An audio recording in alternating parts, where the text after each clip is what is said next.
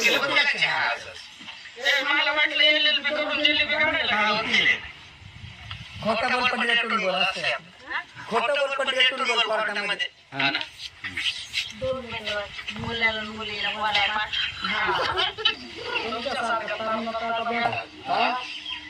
पुढचं काय आहे शिक्षण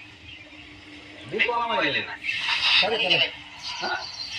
नीटची परीक्षा देते आपण कुठे